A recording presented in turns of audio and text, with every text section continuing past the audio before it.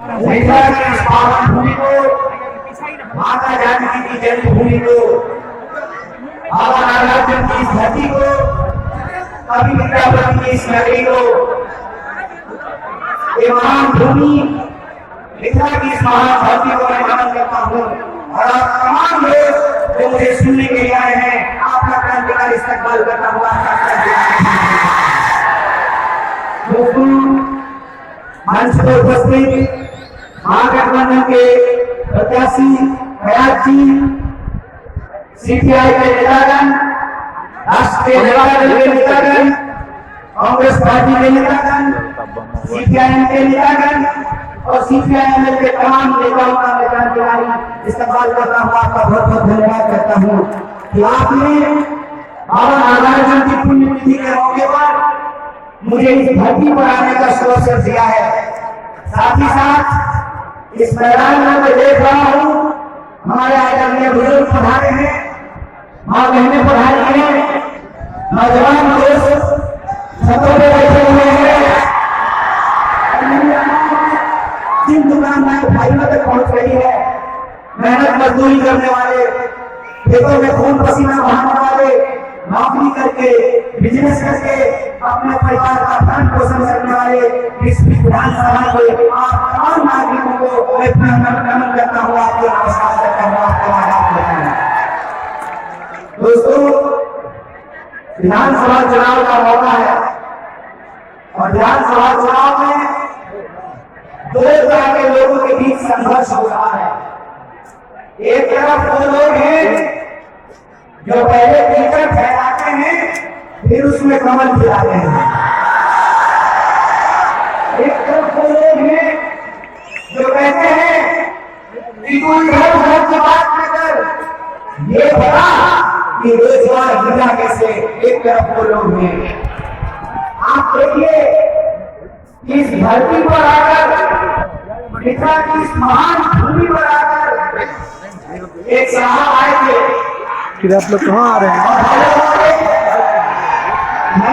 का ध्यान ले रहे थे। एक बात हमको बताइए, मिथिला की इस धरती को, जिसको माता जानकी की जन्मभूमि कही जाती है, आज भी जब हमारे यहाँ बारात आती है, शादियां होती हैं, तो एक गीत गाया जाता है और मिथिला की इस भूमि पर जहाँ मंडन मिश्र पैदा हुए और उस मंडन मिश्र ने शंकराचार्य को पास किया था धन के सवाल पर, ज्ञान के सवाल पर। ज्ञान की भूमि पर आकर एक साहब हम लोगों को राम जी का नाम लेने के लिए सिखा रहे थे। एक बात मुझे आप बताइए, मेरा जन्म इसी मिथिला में हुआ है, हर साल हमारे यहाँ राम विवाह होता है। क्या मिथिला की धरती पर राम जी का नाम बिना सीता का लिया जाता है? हम तो कहते हैं सियापति रामचंद्र की जय। बिना सीता जी के राम जी का नाम अधूरा है, बिना राधा के कृष्ण जी का नाम अधूरा है। कहते हैं ना, जाके पैर न थके विवाही, होना जाने पेट बड़ाई। अपनी महिलाओं की इज्जत नहीं करने वालों को यह समझ में नहीं आता है कि भगवान भी अर्धनारीश्वर का रूप लेकर के अवतार किए थे। मिथिला की वो धरती है, मिथिला की वो पावन भूमि है। यहाँ आकर के हमसे धर्म कर्म की बात करते हैं। एक सवाल मैं आपसे पूछना चाहता हूँ। आप में से बहुत सारे लोगों ने रामचरितमानस पढ़ा होगा, रामायण और महाभारत देखा होगा। एक बात मुझे बताइए कि जो राजपाट छोड़ दे उसको सन्यासी कहते हैं, या तो भगवान धारण करके मुख्यमंत्री की गद्दी पर बैठ जाए उसको सन्यासी कहते हैं। जो राजपाट छोड़ दे उसको सन्यासी कहते हैं। जो गृहस्थ धर्म का त्याग कर दे उसको सन्यासी कहते हैं। इसीलिए मैं कहता हूँ भगवा रंग के प्रति सम्मान है मन में, क्योंकि भगवा रंग वीरता का प्रतीक है। लेकिन कोई भगवा रंग पहन करके वीर नहीं हो सकता। यहाँ मुझे बताइए कि जिनके राज के अंधेरे में एक बच्ची की लाश जला जाती है, एक पीड़िता है कि कायरता है। इस सवाल मैं पूछना चाहता हूँ, जहाँ पत्रकारों के ऊपर हमले किए जाते हैं, जहाँ पत्रकारों को जेल में डाला जाता है, जहाँ खुलेआम एनकाउंटर किया जाता है, जहाँ गुंडागर्दी अपने चरम पर हो, वो मिथिला करके हमको राजकाज करने के लिए सिखा रहे हैं। वो मिथिला करके हमको राजकाज कैसा होना चाहिए ये बता रहे हैं। तो मैं आपको रामदेव परस का कोई याद दिलाना चाहता हूँ। तुलसीदास जी ने लिखा है, रावण रथी विरथी रथी। भगवान प्रभु श्री राम पैदल चल रहे हैं और रावण रथ पर सवार है। आप अपने दिल पर हाथ रख करके बताइए, इस देश में रथ में कौन लोग सवार है, ये बात आप पूछ करके बताइए। ये हमारे धर्म की गलत व्याख्या करते हैं, ये हमारी लोक परंपरा की गलत व्याख्या करते हैं, ये हमारे समाज के सौहार्द को बिगाड़ना चाहते हैं, ये समाज में नफरत फैला करके इंसान को आपस में बांटना चाहते हैं। तो मैं इनको कह देना चाहता हूँ, ये बिहार है, ये बिहार भूमि है महात्मा बुद्ध की, जहाँ सत्य और अहिंसा की बात करते हैं। हमारा बिहार भूमि है गुरु गोविंद सिंह की, जहाँ हम त्याग और बलिदान की बात करते हैं। बिहार भूमि है, कर्म भूमि है महात्मा गांधी की। गांधी कहते हैं, रघुपति राघव राजा राम, प्रतीक पावन सीताराम, ईश्वर बड़ा तेरो नाम, सबको सम्मति दे भगवान। आप आकर के यहाँ पे नफरत की भाषा बोलते हैं। मिथिला के लोग अगर आपस में झगड़ा करते हैं तो दूसरे के इलाके के लोगों को पता नहीं चलता है ये बातचीत कर रहे हैं कि झगड़ा कर रहे हैं। कितनी मीठी बोली बोली जा रही है, और इस मीठी बोली बोलने वाले लोगों के दिमाग में आप जहर भरने के लिए आए हैं, आप समाज को भरने के लिए आए हैं। तो मैं आपको कह देना चाहता हूँ, ये 5 पार्टियों का गठबंधन है। ये पांडव है, राष्ट्रीय जनता दल, कांग्रेस पार्टी और तीनों वामपंथी पार्टियों ने मिलकर के ये 5 दलों का गठबंधन बनाया है। हमारे लिए चुनाव किसी को सिर्फ विधायक और मंत्री बनाने का चुनाव नहीं है, हमारे लिए चुनाव बिहार को बचाने का चुनाव है। और प्रवासी जी, उनको प्रवासी ही कहता है, क्योंकि जिनके राजकाज में अपने ही देश में मजदूरों को प्रवासी बना दिया गया, उन प्रवासी नेताओं से मैं कहना चाहता हूँ, साहेब मधुबनी की समस्या, बिजली की समस्या, नक्सलवाद की समस्या नहीं है, बाढ़ की समस्या है, बाढ़ की। आप इस सवाल का जवाब दीजिए कि 15 साल राज करने का मौका मिला आपको, आपने बाढ़ के लिए क्या किया है? कितने तटबंध बनाए हैं, कितने बांध बनाए हैं, कितनी नदियों को बांधा है, कितना नहर खोला है, जिसकी हर साल पानी में डूब जाता है। कहते हैं यार, आसमान में उड़ने वालों को धरती पे रहने वाले इंसानों की फिक्र नहीं होती है। हम सड़क से इसलिए आते हैं, एक नौजवान ने हमको पूछा कि आप गाड़ी से क्यों आते हैं? हम बोले 1 पंथ दूर काज होता, गाड़ी से इसलिए आते हैं कि जनसभा भी हो जाती है, इलाका भी घूम लेते हैं, रोड शो भी हो जाता है, और इनके घरों के आसपास से गुजर करके इनकी हिम्मत कितनी है इसकी भी पहचान करके देखते हैं कि हमारे मिथिला के लोग किन परिस्थितियों में जीने को विवश है। सड़क मार्ग से नहीं आते तो बाबा नागार्जुन की जन्मभूमि सतलखा में उनकी मूर्ति पे माल्यार्पण नहीं कर पाते। और बाबा नागार्जुन एक बात कहते हैं, जिनको शासन की गुमान हो, जिनको सत्ता का अभिमान हो, जिनके पास अहंकार हो, उनके लिए बाबा नागार्जुन ने बात लिखी है, यदि झूठ पर बैठकर गरीब की आपको बार कर सकी शासन की बंदूक। कोई ऐसा खेल नहीं बना है, कोई ऐसा शासन नहीं है जो न्याय की आवाज को रोक सकता है। इसीलिए मैं कहता हूँ, ये विधानसभा चुनाव महज चुनाव नहीं है, ये न्याय और अन्याय की लड़ाई है और आपको इसका फैसला करना पड़ेगा कि आप न्याय के साथ खड़े हैं या अन्याय के साथ खड़े हैं। आपको इस बात का फैसला करना पड़ेगा कि हमारे पास जो सबसे बड़ी समस्या है पलायन की समस्या, उस संबंध में मुख्यमंत्री जी एक शब्द नहीं बोले पलायन के बारे में। और कभी विद्यापति का जन्म स्थान है इसलिए कभी विद्यापति ने लिखा था कि कैना कटपे जिंदगी में सची काय हरेला काय ऐना से काले देता। आप देखिए कि जो प्रवासी लोग हैं जिनको इन लोगों ने प्रवासी बना दिया, इस देश के निवासी है वो मजदूर, और इन मजदूरों के साथ क्या व्यवहार है। ऐसा ये है कि हजारों किलोमीटर पैदल चल करके अपने बच्चे को गोद में लेकर के भूखे प्यासे पैर में छाले पड़े हुए वो चलते चले जा रहे थे कि किसी तरह से वो अपने गांव को पहुंचे। अगर मरना ही है तो अपनी भूमि पे जा करके मरे, अपनी मिट्टी को चूम करके मरे, इसके और जब वो घरों पे लौट करके आ रहे थे तो रास्ते में उत्तर प्रदेश को आता है। जब गुजरात से वो ज्योति साइकिल चला के आ रही थी तो उत्तर प्रदेश हो गया ही थी। योगी जी कृष्ण का फोटो लेकर के खड़ा है वहां पे, कोई तो है, कोई ऐसी जगह बनाई नहीं थी जहां मजदूरों को खाना खिलाया गया होगा। कोई ऐसा पंडाल बनाया गया था जहां बिहार के मजदूरों को सुनाया गया होगा। बेईमानी करने के लिए आए हैं, अपनी जिम्मेवारी से भाग करके मुद्दे को पूरा करने के लिए आए हैं।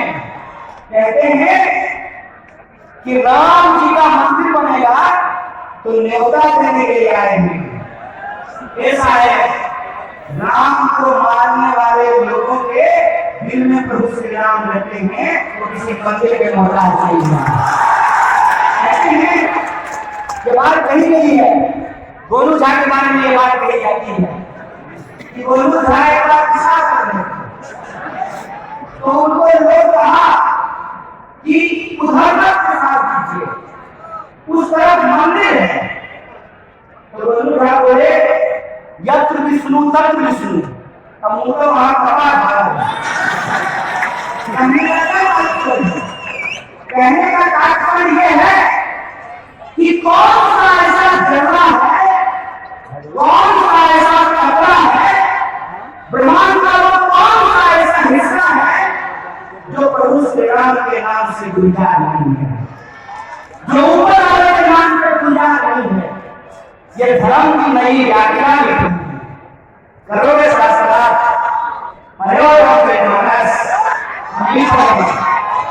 और ये मंडल की भक्ति है, याद दिला देते हैं। शंकराचार्य को धर्म कर्म के सदा समाज में हमने प्रयास किया है, हमको आकर के धर्म सिखा रहे हैं। आप धर्म की बात नहीं करते हैं, आप धर्म के नाम पर किसी का धंधा करते हैं। इसीलिए हम आपको घर घर के समाज में फंसने वाले नहीं हैं। इसीलिए आप अंग्रेजों की तरह विवाह को दूर करने की जो राजनीति है उसमें हम फंसने वाले नहीं हैं। दूर करने की जो आपकी राजनीति है उसमें हम फंसने वाले नहीं हैं।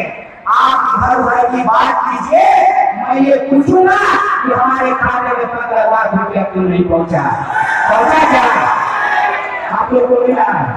बताना बोल रहे आप लोग, योगी की बात चर्चा कर रहे थे आप सबका मिला आप लोगों को? बाल बच्चा को 15 करोड़ नौकरी नहीं मिला है, क्यों नहीं मिला? इस सवाल बात किया जा सके, इसलिए इधर की बात करते हैं। कह रहे थे कि हम लोग क्या करते हैं, दल जिनके पास जमीन खरीद लेते हैं। साहब देश की इकोनॉमी -24% हो गई और -24% इकोनॉमी हो जाने के बाद बीसी के लोग लहरिया समय में जमीन नहीं खरीद पा रहे हैं और ये कहते हैं कि 10 दिन में जमीन खरीद समझते हैं। हम बिहारियों को बहुत समझते हैं।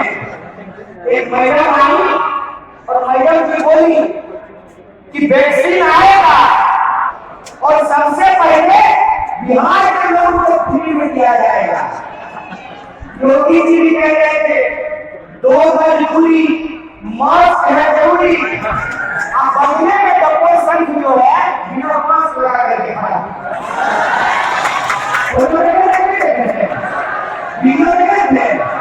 मास्क लगाए हुए ना, इसी को कहते हैं कि इनका सिर्फ और सिर्फ एक काम है कि किसी भी तरह से समाज में हिंदू और मुसलमान कर दो, किसी भी तरह से समाज में इंसान को आपस में धर्म के नाम पे बना दो, किसी भी तरह से समाज में लोगों को जाति के नाम पे लड़ा दो।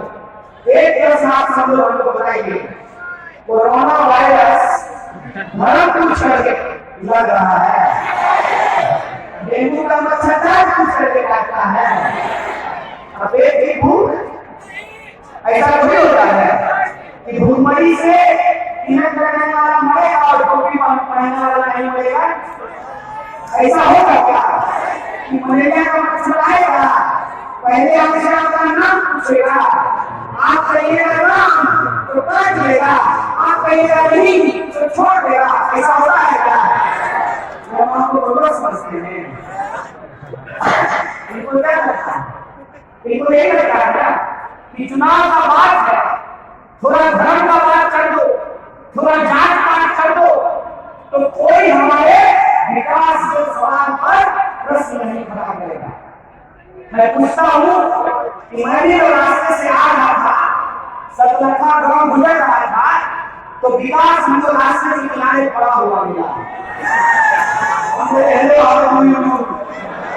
विकास हमारी का हालत है, विकास वाला काम टूट गई है, चल रही चले थे पटना से सड़क के गड्ढे में उलझ कर दे रहे हैं, आगे गाड़ी नहीं पा रही है। विकास के सवाल का जवाब उनके पास नहीं है। अपने मुंह से बोले हैं, हम नहीं बोले हैं। बोले हैं कि 80 करोड़ लोगों को मुफ्त में अनाज दिया गया। अब दिया गया कि नहीं दिया गया ये अलग सवाल है। कम से कम गलती से ही सही ये बात तो आपने स्वीकार कर दिया कि देश में 80 करोड़ लोग गरीब हैं। बोलिए आप लोग भी क्या करके बताइए। पत्रकार में प्रमुख मुख्यमंत्री जी अपने मुंह से बोले कि 80 करोड़ लोगों को, गरीब लोगों को हमने मुफ्त में अनाज दिया। तो पहले ये बताइए कि 80 करोड़ लोगों को आपने गरीब बना दिया ना? 80 करोड़ लोग गरीब हुए कि नहीं हुए? पहले कितना करोड़ लोग गरीब थे? 45 करोड़। ये सरकारी आंकड़ा है क्या? गलत बोल रहे हैं।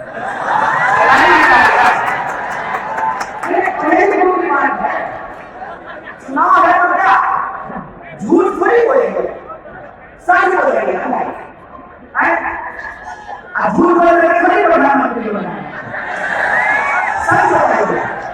पहले 45% लोग गरीबी रेखा के नीचे रह रहे हैं, अब 80% लोग हो गए ना। कौन है इसके लिए जिम्मेदार? कौन पूरे भाषण में सिर्फ कांग्रेस पार्टी का नाम ले रहे थे। हम कंफ्यूज हो गए, हमको लगा कि नीतीश जी कांग्रेस ज्वाइन कर लिए हैं क्या?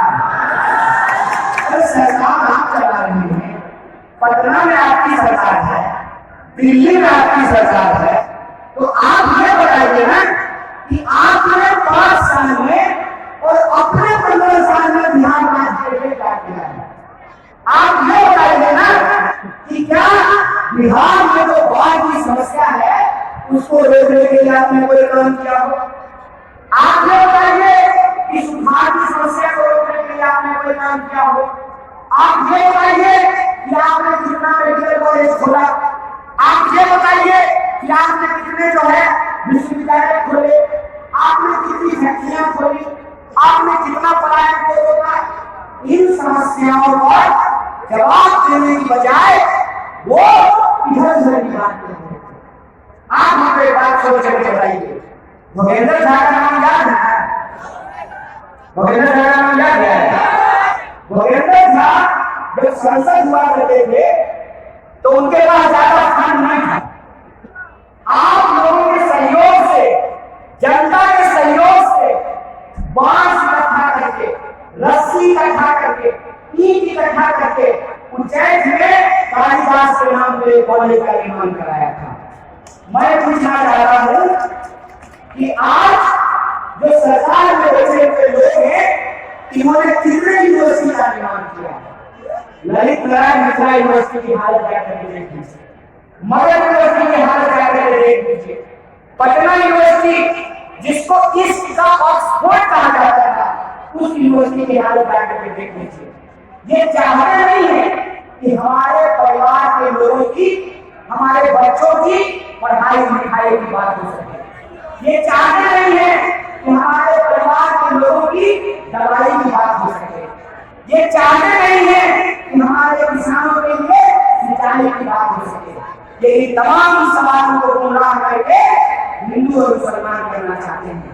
तो मैं आपसे आग्रह करने के लिए आया हूं, हम लड़ रहे हैं जय जवान जय किसान जय संविधान के लिए।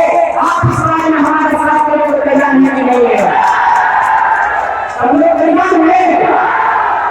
एक बात याद रखिएगा, 7 तारीख को आखिरी चरण का मतदान है और कहते हैं अंत भला तो अंत भला तो। इस अंतिम चरण के मतदान में पूरी ईमानदारी से आपको अपने हक और अधिकार के लिए, बिहार के विकास के लिए, शिक्षा के लिए, स्वास्थ्य के लिए, सड़क के लिए, बिजली और पानी के लिए, पलायन को रोकने के लिए और एक बिहारी के आत्मसम्मान के लिए आपको मतदान करना पड़ेगा। तो ये तैयार है कि नहीं है? इस भर्ती लड़ाई में आप सब लोग शामिल हैं। तो एक बात और मैं आपसे करना चाहता हूँ, ये लड़ाई बड़ी महत्वपूर्ण घड़ी में है। सिर्फ हल्ला करने से, सिर्फ जोश दिखाने से ये काम नहीं चलने वाला है। आप जानते हैं ये कठिन लड़ाई है। इस कठिन लड़ाई में हमको बड़ी मुश्किल से कम संसाधनों में अपने इस काम को करना पड़ेगा। आज भी मुझे कई इलाकों में जाना था, कम संसाधन के चलते मैं बहुत जगह नहीं पहुंच पा रहा हूँ। यही इसी मंच से मैं उन तमाम प्रत्याशियों से माफी भी मांगता हूँ और डिजिटल इंडिया में, मोबाइल के इस युग में यही से अपना एक संदेशा देता हूँ और आपसे बात साझा करना चाहता हूँ कि जैसे एक ईंट को जोड़ने से घर बनता है, जैसे बूंद बूंद से घड़ा भरता है, उसी तरीके से आपको भी एक वोट से महागठबंधन को जिताना पड़ेगा। तो इसके लिए तैयार है। जब हम एक वोट की बात कर रहे हैं तो ये एक वोट के लिए मैं खास करके अपने नौजवान साथियों से आग्रह करना चाहता हूँ कि आप लोगों को सिर्फ मतदाता नहीं, कार्यकर्ता बनना पड़ेगा। आप बनने के लिए तैयार है कि नहीं है? अगर आप मतदाता के साथ साथ कार्यकर्ता बनने के लिए तैयार हैं तो आपको सुबह तैयार होकर के 7 तारीख को बूथों पे पहुंचना होगा और अपने नौजवान दोस्तों को इकट्ठा करके, टोली बना करके हमारे आदरणीय बुजुर्ग में कोरोना प्रोटोकॉल का पालन करते हुए उनको मतदान केंद्रों तक ले जाना पड़ेगा और इस नारे के साथ कि पहले मतदान फिर कोई